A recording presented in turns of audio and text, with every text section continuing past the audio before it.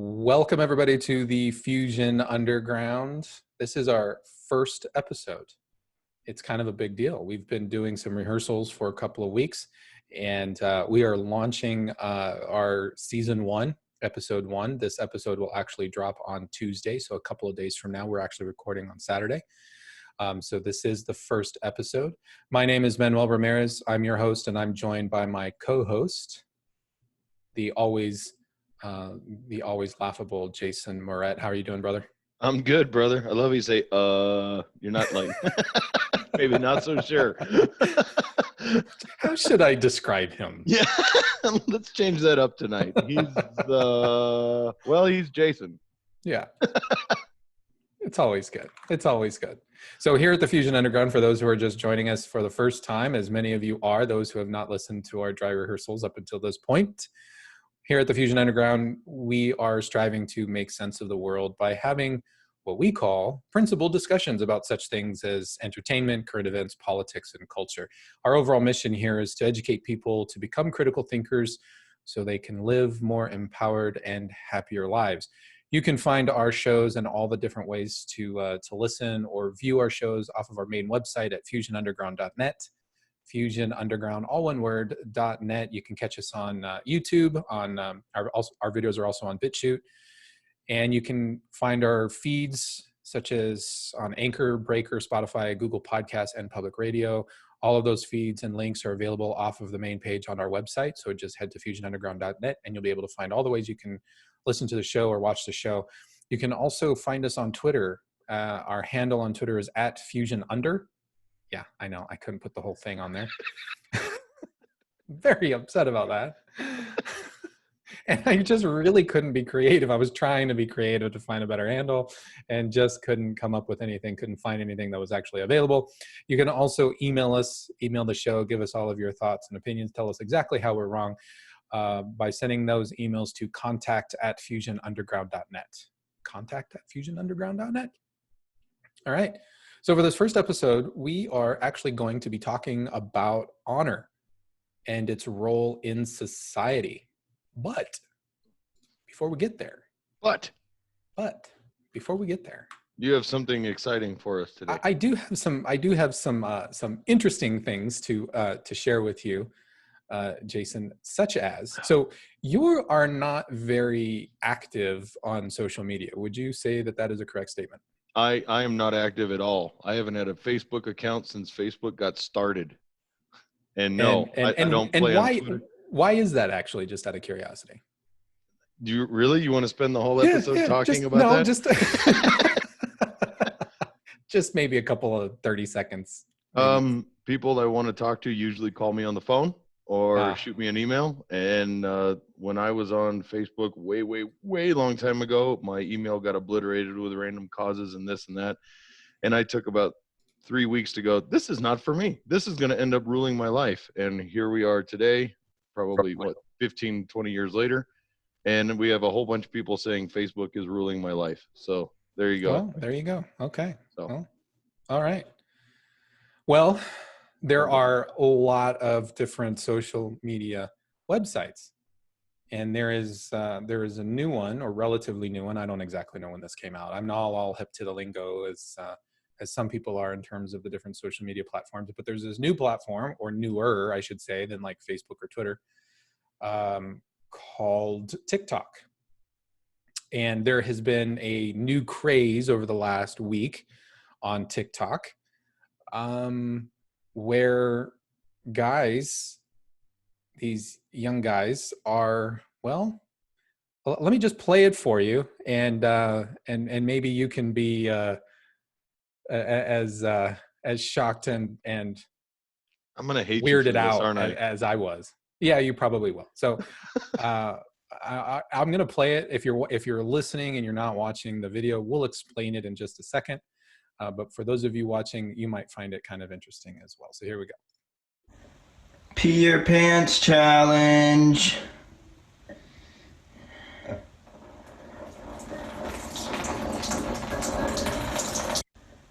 Pee your pants. What the hell? What is wrong with people? Okay, so you wanted reasons why I'm not on social media. Here's reason number 987. Good Lord. This video actually has over 10,000 likes. What? Yes, over 10,000, 10.6 thousand likes on this particular TikTok video. And the thing is, this is a challenge. I don't know if this is the first guy to do the challenge, but he participated in it. But there are multiple videos. Be thankful that I'm not showing you all of the videos. So for those of you not able to see this, it's basically a guy who's standing in his bathroom. And you can see the bathroom sink in front of him. He's wearing a t-shirt and shorts, and he's recording himself in the mirror. And he obviously says, "Pee your pants challenge," and then proceeds to pee his pants.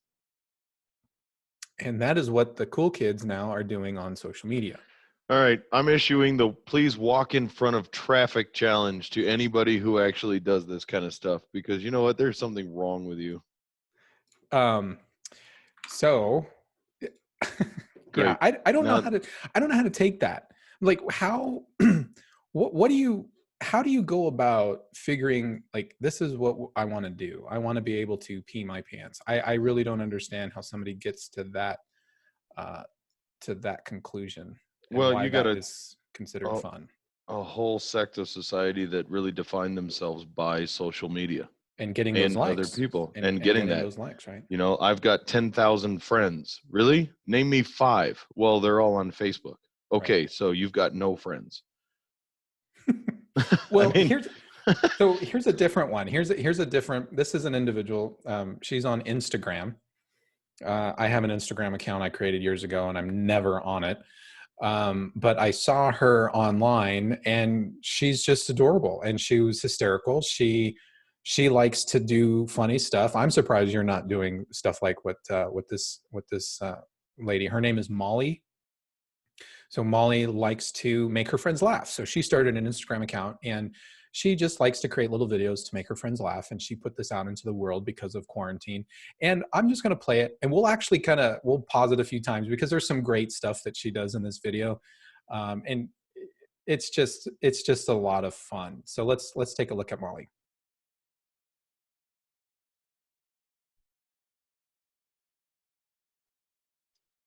Or not. This is high-tech equipment here. Technical difficulty number 684. All right, now let's try. Here we go. All right. Now you can see her, right? Okay, let's try that again. I've done something. I bought a home waxing kit because the hairs are growing in while we are sheltered in place. Also, the quarantine has brought her to this level. She has gone out and has purchased a home waxing kit. So we are going to watch. Now, isn't she just adorable? I think she's kind of cute. She just looks fun. She looks like a female version of you. What? No. I don't know. Anybody else out there watching, please write in and tell him no. Start by taking a relaxing breath. Remember, when at home waxing, you have full control. There's no pressure to rush through any of the steps, especially if it's your first time. Is she about to have sex or something? She looks like she's reading the label on a condom or something. It's very uncomfortable. What? I'm very uncomfortable. Just go with it. Just relax. I'm okay. I'm trying. She's okay. Sorry, I thought you were talking to me. Yeah. It sounds like a sex education course. See? Am I wrong? Poor thing. Here she goes. Ready? Apply the direction of the hair. That's really into the lip. Now would be a good time to tell you that I've never gotten my upper lip waxed. I know I didn't do a good job, but this is where we're at. And now it has to come off.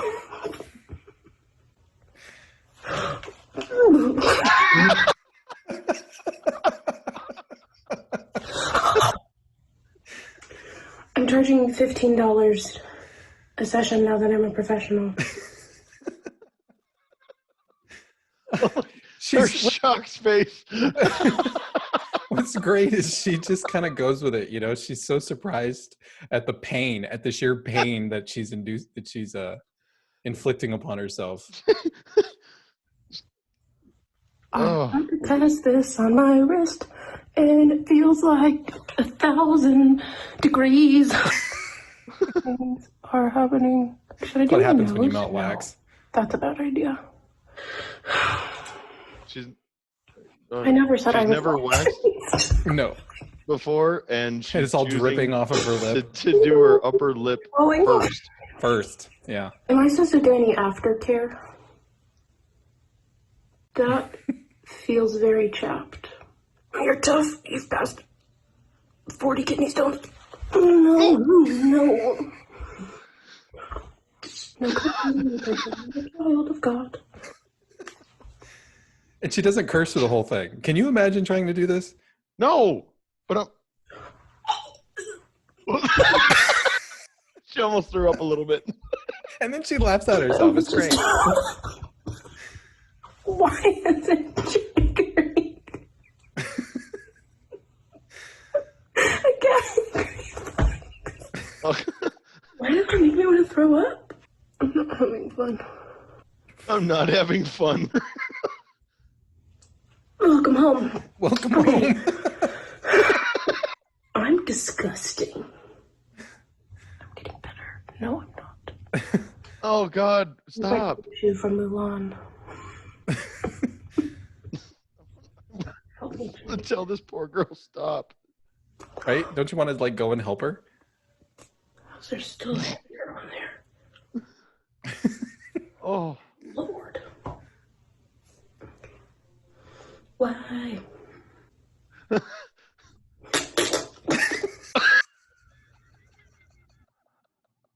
Oh my gosh, you're still here.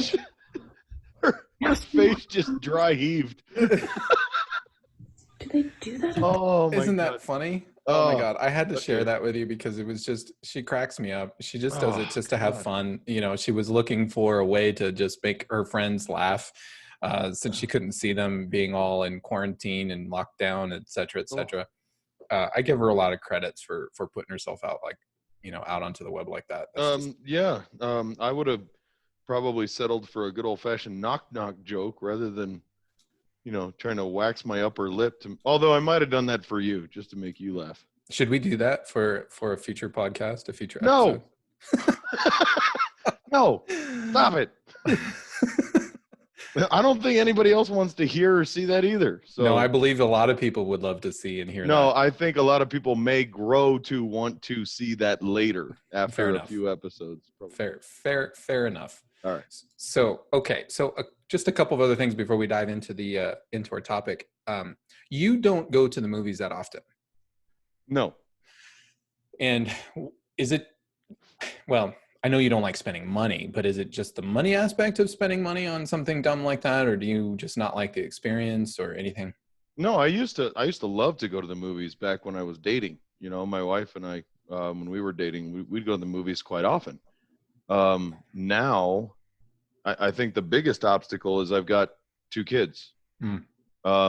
One just finally went to her very first movie not long ago, and she's 4. So, I mean, we actually broke into that arena with her, but now I've got a newborn. So guess what? No more movies for another 4 years. So, yeah. And cost is a big thing for me. Well, so I grew up going to the movies. I loved going to the movies. But as I've gotten older, I don't like going to the movies so much. I just don't like I don't like the people, to be quite honest. I don't like having to deal with people talking or whispering or, you know, just the rigmarole of having to go to the movies. And movies are getting crushed right now with the whole economic shutdown because of the coronavirus. Right. And there was a report that came out about 2 weeks ago about AMC theaters. They may not survive this. AMC has been bleeding money for a number of years, and now they're not able to, they have no revenue stream. They've laid off a majority of their staff, most of their executives have taken pay cuts, et cetera, et cetera. And now that we're starting to, some states are starting to open back up. There was an article that hit Wired earlier this week that talked about how the title of the article is "A Trip to the Movies May Soon Feel Like Going to the Airport." So there are a number of movie theaters that are trying to enact policies and procedures to govern or protect patrons against the coronavirus. And so they are literally planning to have what the article refers to as TSA-like checkpoints just to enter the movie theater, where you'll have to go and as you enter into the movie theater, they will take your temperature. Now, of course, when they take your temperature, they can only take the surface temperature of your skin. They are not, licensed or regulated to actually insert a thermometer into your mouth for any length of time. Yeah, see, and that's actually all fallacious anyway, because really the only accurate temperature reading you can really take is rectal. So I'm actually for this. We just have everybody bend over, say, hold please, bend over, put it in there, hang tight for a minute. All right, wait till the beep, pull your pants back up. Next customer, please. Well, can you imagine? I mean, let's say you really want to go to the movies. Let's say there's one movie that comes out that you really want to go to. If I need to get a rectal temperature taken, it better be one movie I really want to see. Well, can you imagine trying to do this in the middle of summer? We're talking summertime. We're entering summertime. It's already close to the surface temperature of the sun here in Phoenix. We're over 100 degrees this week. By July, we're going to be like 115-ish. Look at you being all smug, smiling at me. I didn't move there. Okay, go ahead. Now, if they're going to take surface temperature, I'm sorry, you're going to have people sweaty walking in from 115-degree temperature. Well, I'm going to pop positive on a temperature test. My temperature, the surface temperature of my skin is going to be pretty darn high. So yes. What is this? This isn't doing anything other than creating a certain sense of a faux sense of it's safety a false sense of security, and it's another level of. I'm actually surprised they didn't put in metal detectors and whatnot after the mass shootings that happened. I'm really surprised they didn't do Batman. that. Yeah, I was expecting that then, and it's. I think this is a long time coming, and I think with one comes the other, because you watched. If you really think that you'll have somebody actually checking your temperature and not have a metal detector, or at least someone with the wand. With a wand. I'm telling you, that's how it's going to happen. Yeah. Well, when you take this story and you compare it up against another story that came out this past week, CBS News reported this: Disney lost $1.4 billion due to coronavirus. That was just in Q2. Their revenues, their overall earnings are down 91%. So a year ago, during the same period, they were posting earnings at $5.4 billion, and that is now down to $475 million. They've lost 91% of their earnings. Disney's getting crushed. All of their parks are closed, and I'm curious how many people are actually going to return to the movie theaters, whether or not there are TSA-like checkpoints. There are a lot of people that are still scared. The country seems to be pretty divided in terms of who wants to go back out and do stuff and who wants to stay home. So you're going to take the movie-going populace and split them in half, basically, and half of them are going to essentially stay at home. I don't think they're going to go to the movies anytime soon.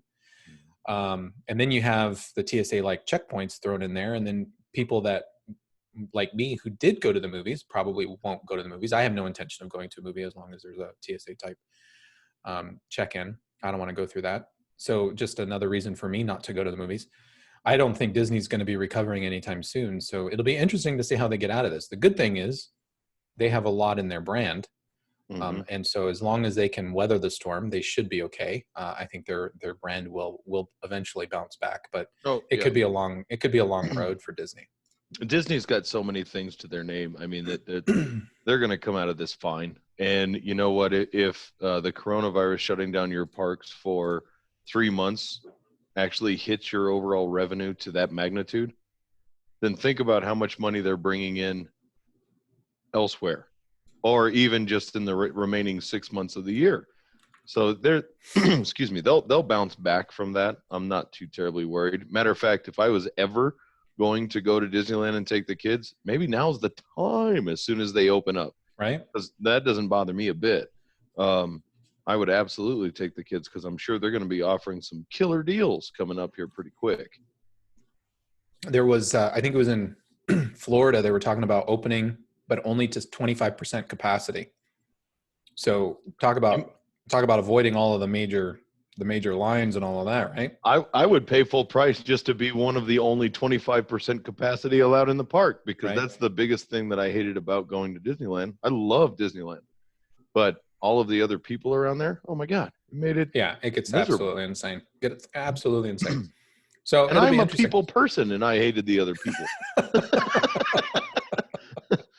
The worst time I've ever been to Disneyland was actually a New Year's Eve, and that was insane. Really? By about 10 o'clock at night, that whole park, like everybody from the entire all of Orange County, LA County, et cetera, decided to descend onto the park, and it filled to maximum capacity, and it was wall to wall crushing people down Main Street and into like Tomorrowland and Fantasyland, et cetera. You couldn't move at all. It was absolutely terrible. No, that's why I won't go to Mardi Gras or anything like that down in New Orleans. I loved it down there. I had a blast, but I couldn't imagine being down there during that period of time. Any kind of like that, yeah. No way. Yeah. So, all right. Well, that's all I got for the news stuff today. So why don't we get into the topic that we have here, which is honor and its role in society. So what I like to do is, when we have a topic like this that we're trying to discuss, I like to start with defining terms. So I'd like to ask you, what is honor? How would you define what honor is? To me, honor is an integral or integral code of conduct, guided by mostly truth or integrity. If I had to put it simply, that's probably the most succinct way I could do it. Living upright with integrity and guided by truth. That's honor. Okay.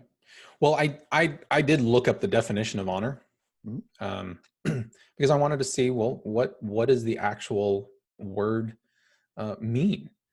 And the thing is, the interesting thing about honor, and here's the definition given by the dictionary. It's 1, a high respect or great esteem, and 2, an adherence to what is right or to a conventional standard of conduct. And what that tells me is that honor is really, it's really something that is external. It's a way to bridge the individual to a larger group. So the question that I want to pose is, do you have honor if it's just you? Is there a way to acquire honor on your own? And I would say, no, you don't, because you need other people to recognize that you have honor. So I understand where you're coming at honor, or where you're coming from when looking at it. I don't know that I necessarily agree with that. I don't think honor is in any way external. I think it is entirely external. I think it runs deeper to the core of the human being, as far as to act and live honorably, regardless. It's something I think even my dad said. You do the right thing. Doing the right thing even when no one's looking is the difference of doing something right and living with honor and integrity. So for me, I don't know that I see honor as necessarily having to have the external recognize it. It's the internal recognition of how you conduct yourself throughout life in that upright line that defines honor. Okay. So you mentioned a couple of things, right? So you're I want to challenge that for a minute. Let's go. So I continue to contend that honor is really that thing, that concept that is bestowed upon you from an external source, and that it is a way to help guide human behavior within that group that bestows it. Now, you did talk about living honorably, which speaks to the internal. Okay. Correct. But we have a word in the English language for that. That's called integrity. So Right. when we look at integrity, and integrity is defined as the quality of being honest and having strong moral principles, moral uprightness, or the state of being whole and undivided. So when I compare the terms of integrity and honor, one is very internal, or focuses our attention inside ourselves, that being integrity. And yet honor is something that it's bestowed upon us by those that are outside of ourselves. And therefore it becomes that contract of behavior with a larger community or society as a whole. And you talked about being able to, when you were talking about having or living life honorably, I think we need to ensure that we're using the other word that exists in our language, which is referred to, or the word called dignity. And dignity is actually defined as being worthy of having honor. So I think we have a situation where you've got a community or a group of people who recognize that you are worthy of having honor, therefore you have dignity, and then therefore they bestow honor upon you. And you, in order for them to recognize that you have dignity, then you have to live with integrity, and you by living with integrity shows other people that you have dignity and are worthy of that honor and respect. Thoughts? So I understand what you're saying, and I guess when I was talking about honor, I'm almost echoing the definition as you read it of integrity, which I can appreciate.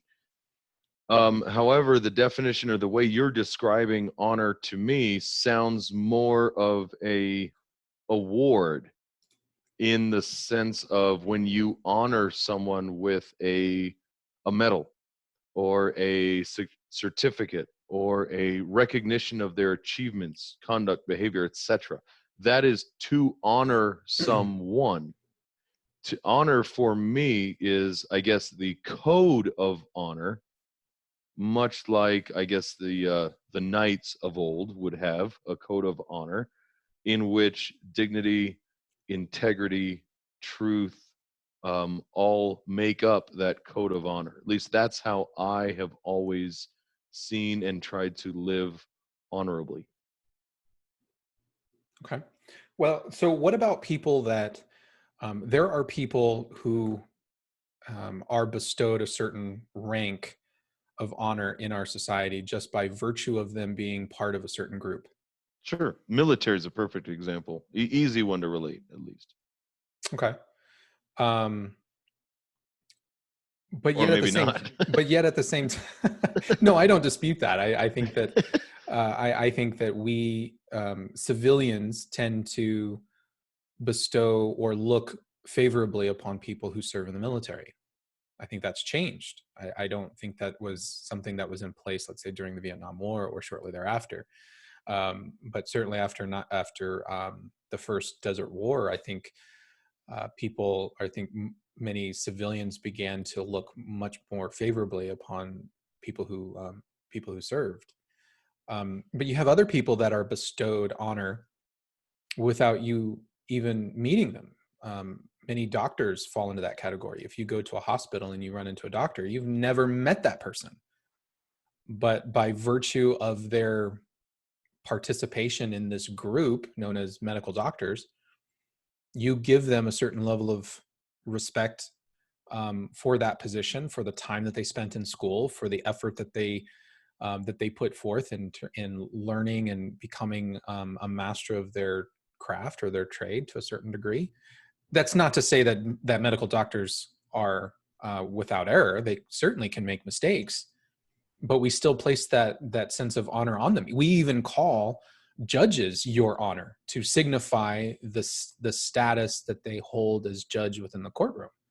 But we know nothing about these individuals. So by virtue of them being part of that that judgehood, if you so to speak, we grant them a certain level of honor. Well, and to me, that's more of a respect for the station and the achievements that have led them to the position to which they hold, not to the person or individual themselves. Understanding that is that person or individual holding that position, so that they go hand in hand. However, you show them that due respect for that achievement or for that level of proficiency. Now, do you think people would still hold that level of respect for that station, even if they didn't like that individual? Well, that's we have a lot of that going on in our government right now. I mean, I depending upon how you look at the we'll pick on the president for a minute. I mean, holds the highest office in all of the land. Do you think he's afforded that level of respect? No. Should he? Yes, by his station. If you do not care for him as the man, that is fine, but you should respect the office. And I would agree with that. I would think that most people, the vast majority of people in this country, which a lot of people will openly proclaim that they hate the president. Mm-hmm. I'm just using him as an example because you brought him up. Yep. But I think if the president were to knock on their door right this second and they opened the door and saw the president standing there, I think most people, even if they disliked him, would still treat him with a certain amount of respect. Oh, well, absolutely. Yeah, the president show up on your doorstep. I mean, you're probably going to drop a deuce right there because what the heck's going on? The president's at my door. Sure, but I believe that a lot of people would be happy to invite him in and shake his hand and be very respectful. And they may even go so far as to voice their displeasure with certain decisions he's made, or they may ask him questions. But I think the majority of people would still treat him very respectful. Yes. And I think the same people who love the president, I think those same people would still treat President Obama. These are the people that would, if they're going to support the president or support President Trump, these are people that probably, did not care much for President Obama. But those same people, if President Obama showed up on their doorstep, they would probably shake his hand and treat him with the dignity and respect because he was our president, like it or not. He was still our president. Yep. And they would be respectful of that. Yes, I agree with that 100%. That goes back into even a recognition of titles that we discussed before. So yes, but do I think that is a sense of honor? I guess to me, I recognize the honor bestowed upon someone by the again, I guess the title and level of their office or position. And maybe it's just an old-fashioned way of looking at the word honor and how I was raised, and I recognize that. So what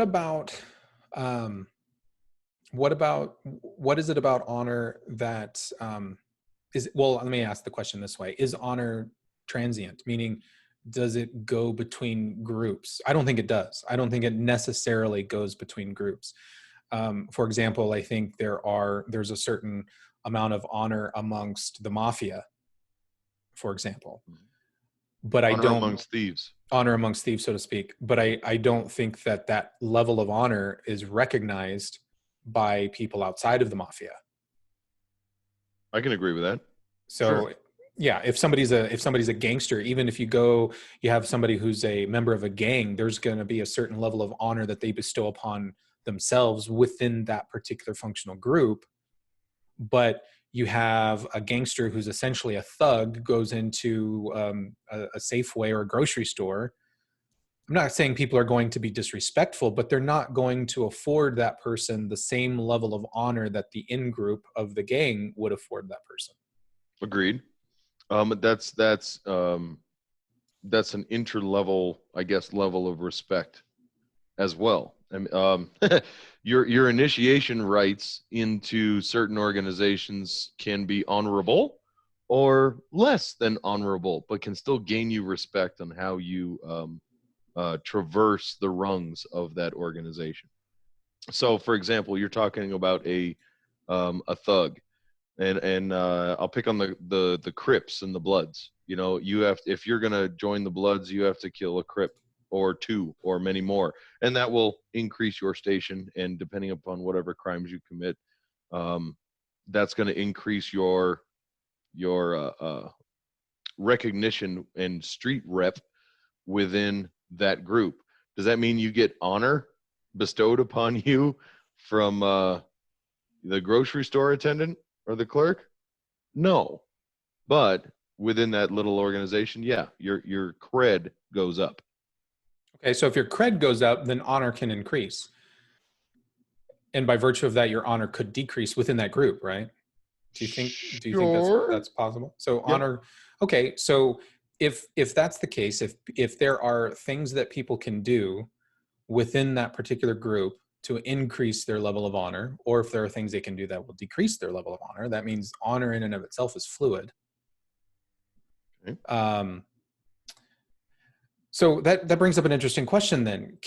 What if the sense of honor is misguided or misplaced?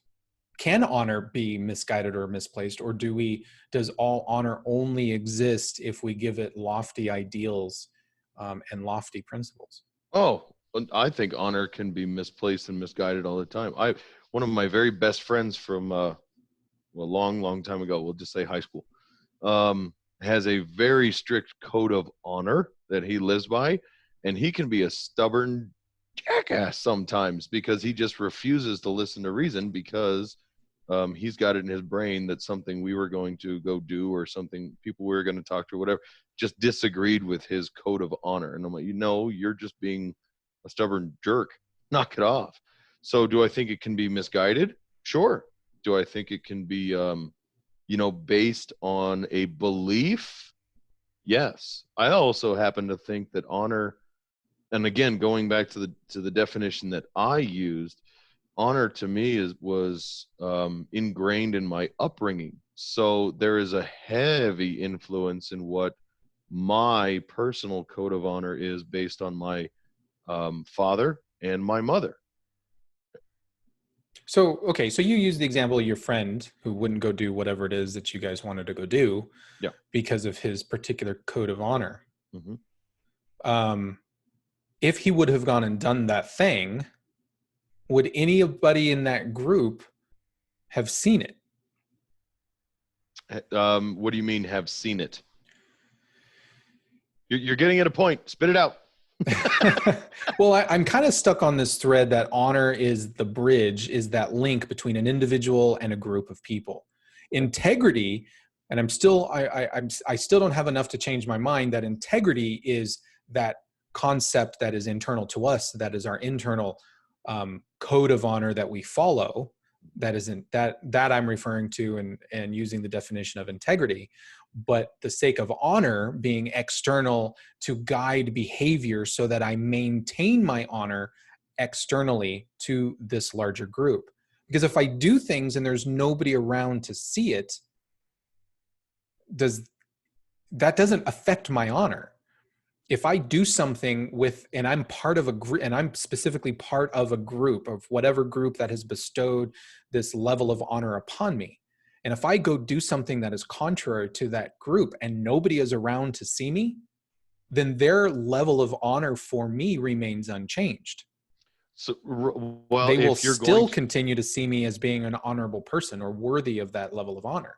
Well, yes, they will, but that doesn't. And to me, so okay, we're tiptoeing with interchanging the use of honor and integrity. So I see that just a smidge different, and that's okay. But let's just pick on a judge. I don't know who's one of our Supreme Court judges, whether we like them or not. We'll pick on somebody. I don't know. Justice Roberts. There you go, Roberts.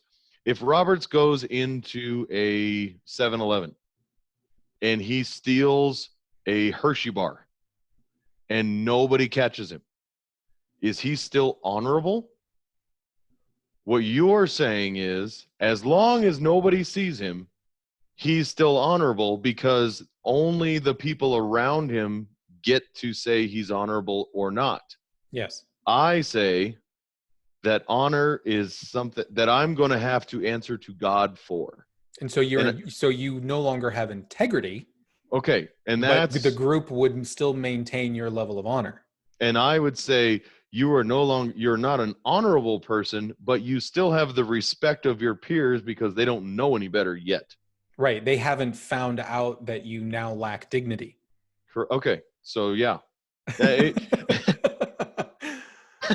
And I guess, and that's just the way honor has been, I guess, a part of my life is a little bit more wrapped around the idea of integrity and dignity versus what you're talking about is the respect of your station amongst society.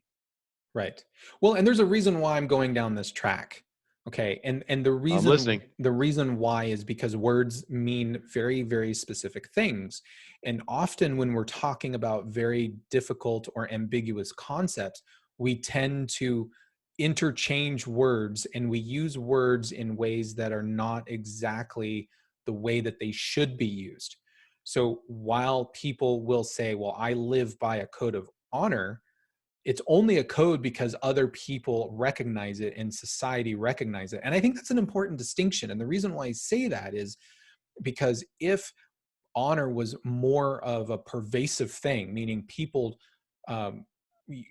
challenge themselves and were empowered and were focused on achieving a level of honor within society, then I contend that a society that is honorable, according to whatever definition that the society has said, has defined their code of honor to be, then if people are behaving honorably according to that code, there's actually less of a reason to have laws and regulations, etc., because at that point the laws only serve to control the behavior of people who are not honorable, who do not seek to increase their level of honor, and who choose not to behave a certain way. So if more of society were acting according to an honor code, there would be less need for overall laws and regulations to govern human behavior. So I agree with that, but what you also said about honor is that as long as nobody catches you, you're still honorable. So according to the group. But Yes. Who's the group? We're talking about the group of society as a whole. Right. As you can go shoot somebody in the head, but as long as nobody finds out about it, you're still honorable. So you're living by your code of honor. So we don't need laws. What I say is if everybody lived with dignity and integrity, building to that, what you're talking about, that code of honor, if you actually have those values or principles built in, then absolutely you're right. We wouldn't need that.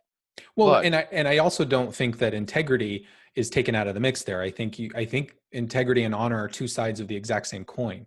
Whereas integrity is that code that you live within yourself when nobody is around.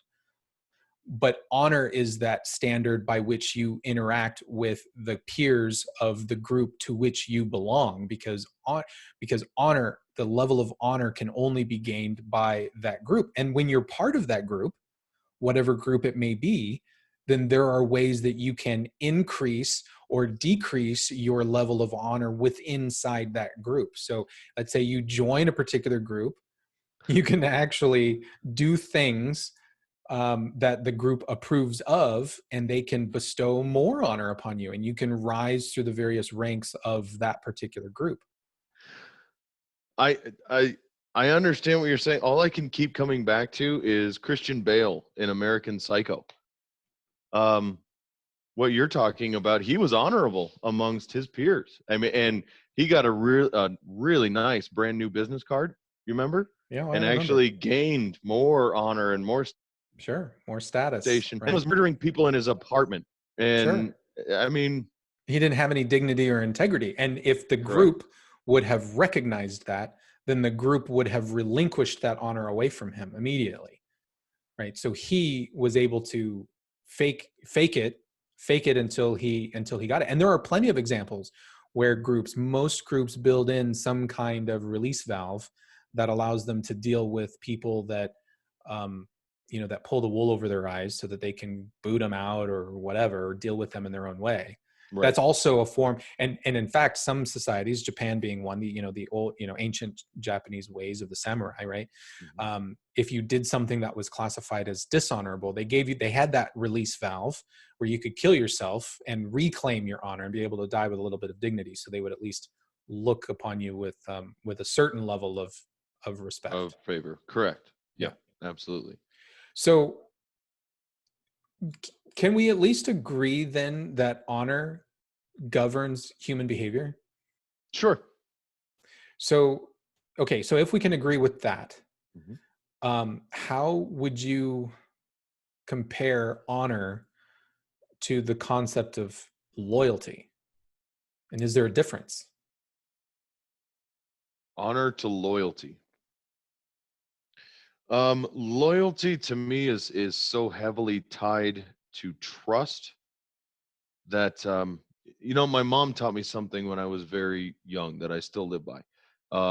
I'll trust you until you give me a reason not to, and that's how I approach most people. I'm right, wrong, or indifferent. I'm a fairly trusting individual, usually fairly quickly. Not everybody is. I know you're not. But I'll trust people first until they give me a reason not to. And even when that's challenged, I usually stand by them until it's proven otherwise. So I very much hold to the innocent until proven guilty idea, and I will usually rush to people's aid in their defense, sometimes at my own fault. So to me, I think trusting in the goodness of people is part of that dignity that I hold for myself. I want to see that in others. So therefore, in that regard, I try to be loyal to that trust first. If that makes sense or answers your question at all. I don't know Judging if it by your does. face, it doesn't. I don't know if it does. Okay. Well, then ask me that question in another way that I can try and answer it for you. Well, is there a situation in which a group could coerce somebody to do something that others would, maybe even within the group, do something that people would consider to be dishonorable, and they would go along with it? Oh yeah. And I think I think of an example off the top of my head. I can think of an example in the military. So in the military, often soldiers will, they have a certain code of honor that they live and govern themselves by. And part of that honor code is following orders, or at least it may not be specifically stated in that way, but there is you follow orders because that's what's going to get you through. That's what's going to make you come back alive. But what if a commanding officer gives an order to go into a village and murder all of the civilians within that village?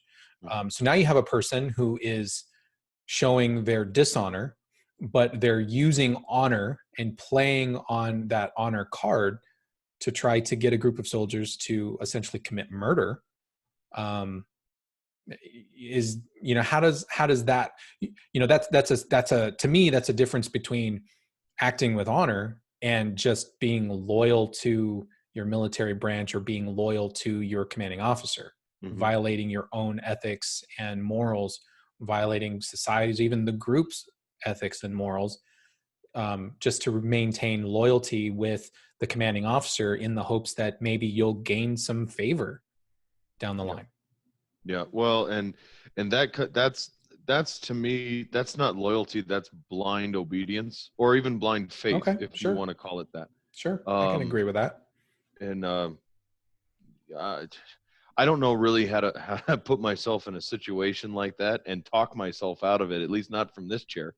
But I would like to hope that my faith and my inner code of honor would probably outweigh my sense of loyalty to a commanding officer. And I think there are a lot of people in the military that would say that is an unlawful order that can be you can disregard and not follow, and you can actually stand in opposition to that. And I would agree with that. I think the sad reality is often you get people who they're trying to build honor. They're trying to build honor within that group. They've been accepted into this prestigious group right now. Maybe that's something they've been trying to do for a very, very long time. And there's an opportunity now to prove their worth. And you have somebody within that organization who has fallen, who is not honorable who's not worthy of that honor. They don't have that integrity and that dignity to have that honor that's bestowed upon them. But now they exist higher in the honor chain, in the honor hierarchy within that group. And so now you run the risk of you have somebody who's beneath them that can be coerced into doing things that they probably shouldn't do, that they even know inherently that they shouldn't do. I mean, we see this in psychology all the time. I mean, psychologists, have run studies in the past where they have been able to coerce people into thinking that they're torturing another human being, and they're not. But they've run experiments where people thought that was happening, to see how far people would actually go. I mean, psychologists have used these types of experiments to explain how things like the Abu Ghraib issues started in Iraq, and how the Nazis were able to send Jews into the gas chamber, et cetera, that people are naturally malleable and they follow authority figures. So now if you have somebody within that honor group who is in a position of authority, people are very apt to follow them. Sure. Well, and you look at the cultist mentality when you add just a drop of faith into it. I mean, look at the Heaven's Gate group.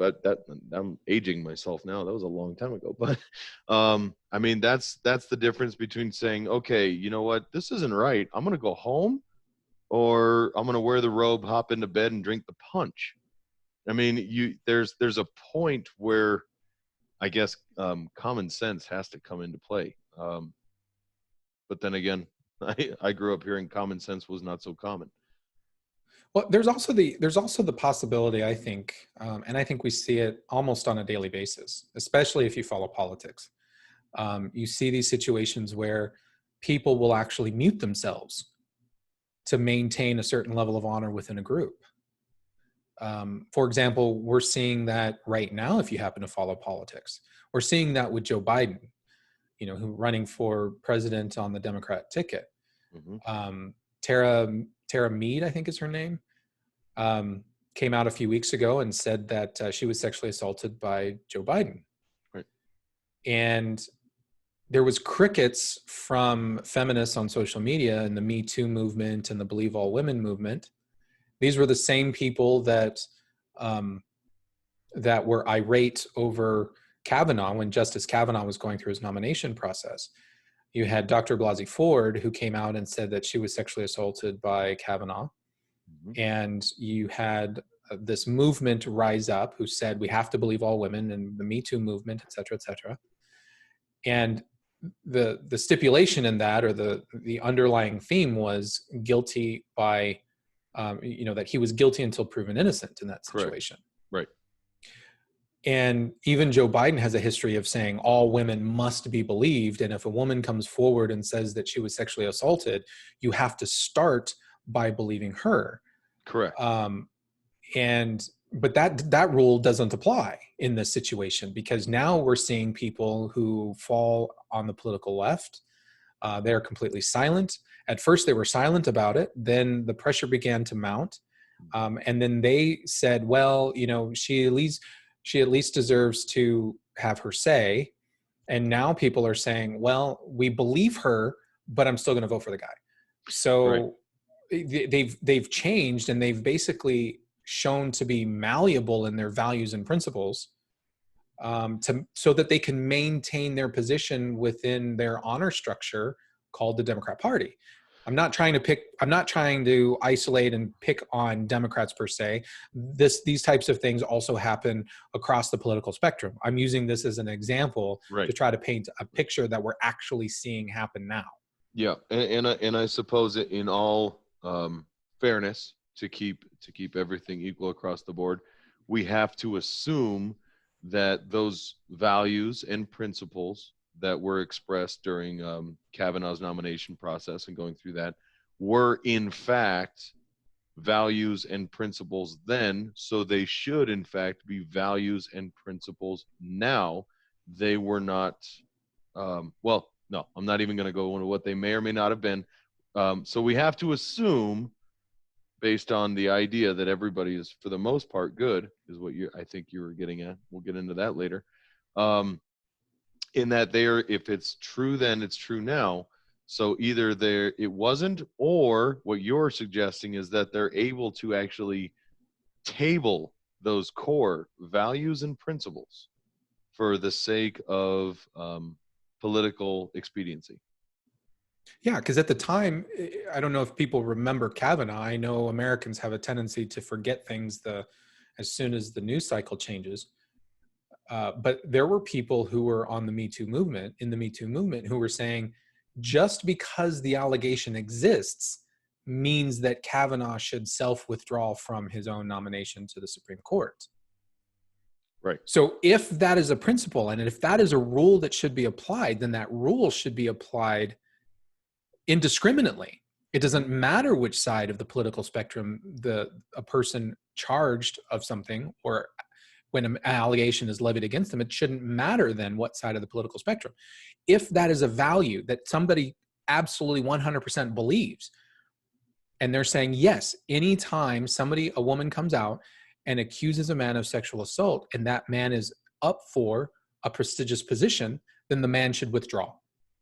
And if that is the case, then shouldn't Joe Biden withdraw from the race? If that were true, yes. However, you heard Joe Biden's interview when he was asked about that very directly. And he said that he never said that a woman should be believed, but that she had the right to be heard and it should be investigated. Now, and isn't that the same thing that the Republicans were saying during Kavanaugh? That is also true. So either he was forgetful and forgot what he said, even though they've probably played that for him 100,000 times, or he was not being forthcoming with the truth. That's not really for me to say. For me, this isn't really that example. No, isn't really so much about Biden per se. Right. It's really about the sense of honor amongst the group and the people that attach themselves to that Me Too movement. Well, honor, dignity, integrity, those values, principles, those are not things to me that they're not tools to be taken on and off the shelf in your toolbox or from your garage. You don't get to just use those. Those are things you either have and live by or you don't. I would absolutely agree. I think if you're going to set yourself with the principle that says, as soon as somebody makes an allegation against another human being, then that human being has to do X. If we're going to make that as a rule, then we have to have the integrity to apply that rule no matter what. Right. And if you're going to take that stance, and whether I agree with that or not, I respect your right to say that all women should be believed no matter what. You know what? You have that right. You have that position. You want to take that position. Okay. But my stipulation is, and always has been, then that applies to everyone in every situation. I would agree with that. I agree with that.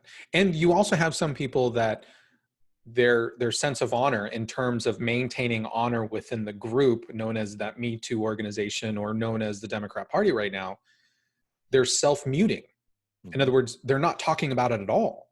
No. Because they don't want to have these questions asked of them. They're trying to avoid the entire situation. And what does that say about their own level of integrity?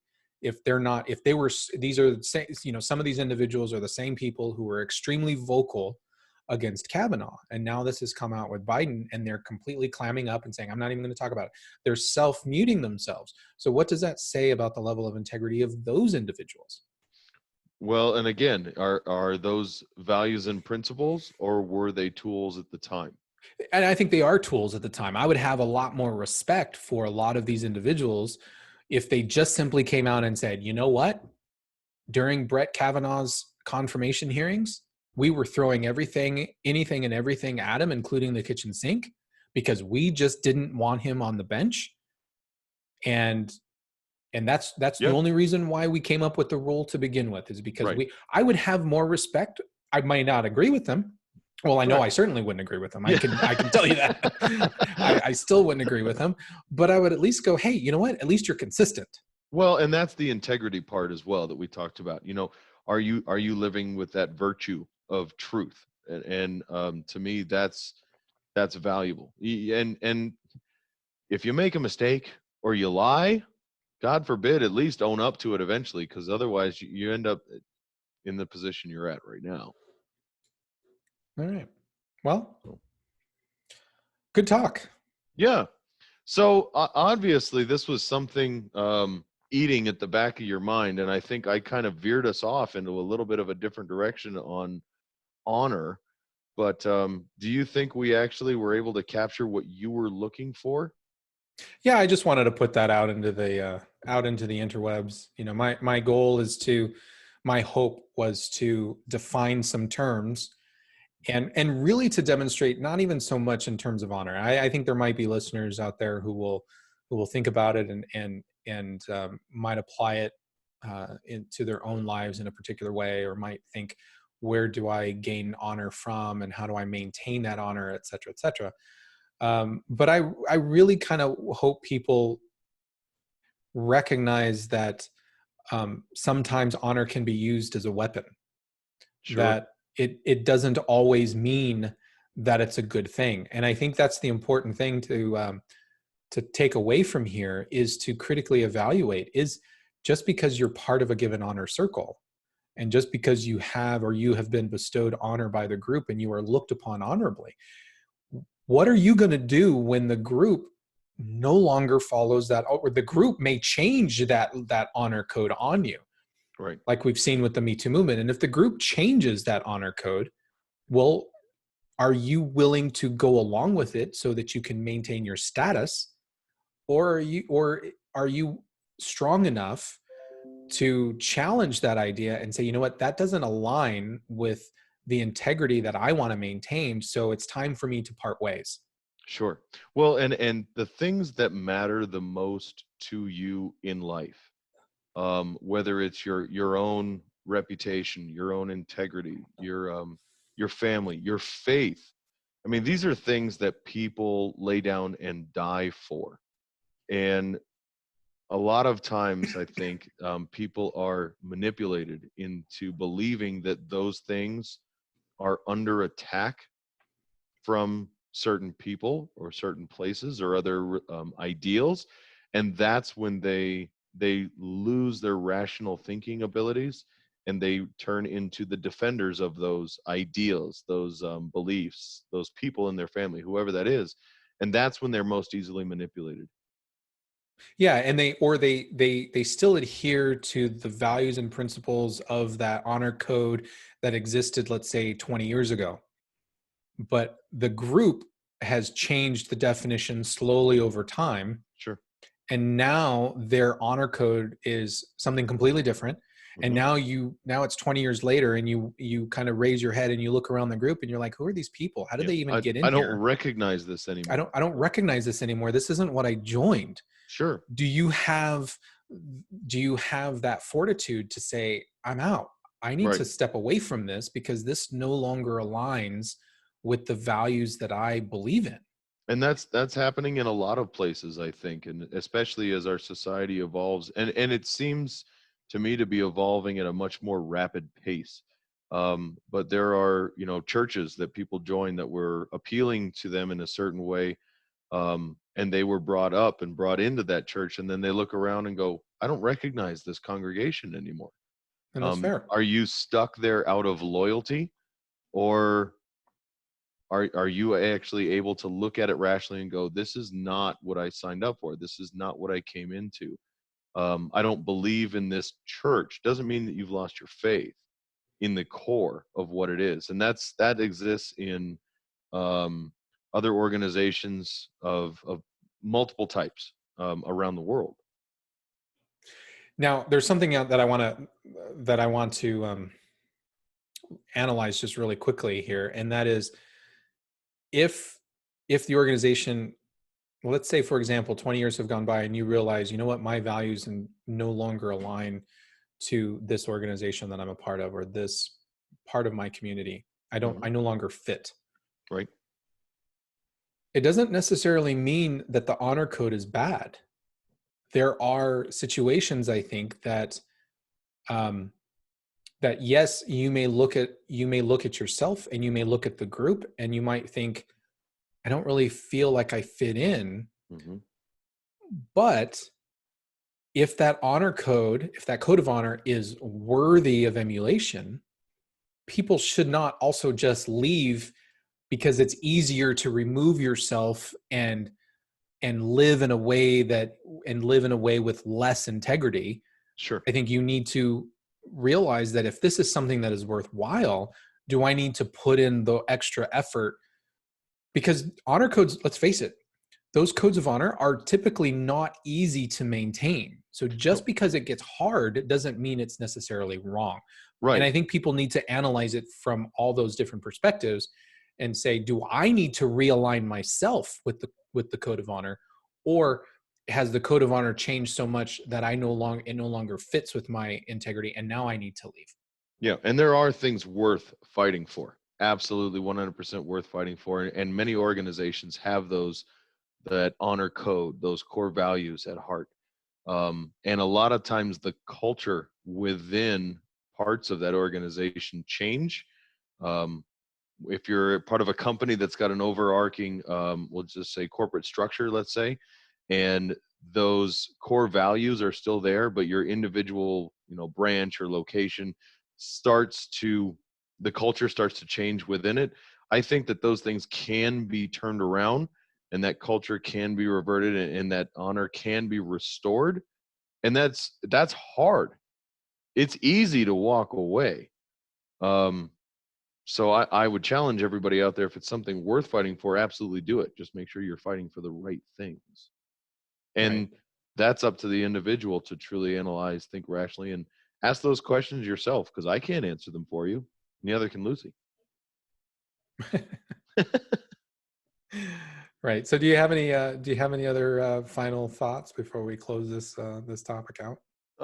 No, I think that's pretty well good. I'm a little exhausted. But I sure do enjoy. I hope in a good way. I am. I think I'm going to sleep good tonight. I sure do enjoy our conversations. They're always fun. Yeah, it is fun. All right, everybody, that kind of wraps it up here. Remember, you can catch all of our videos and find all of our RSS feeds for our podcast off of fusionunderground.net. We do record this not only on audio, but on video, so you can catch our video on YouTube and on BitChute. If you go out to YouTube or BitChute websites, you can actually search for the Fusion Underground, or you can just go to our website at fusionunderground.net, and you can find all of the links there. You can also find the direct RSS feed to the podcast, so you can insert that RSS feed into whatever application you use to manage all of your podcasts, and it should pull that back. So that's about it from the Fusion Underground. I'm Manuel Ramirez, and for Jason Morrett, I thank you for listening. Like us on all of the different feeds, whatever it is that you listen to. Send us feedback at contact@fusionunderground.net, or find us on Twitter at FusionUnder. Take care, everybody. Have a good night. Bye-bye.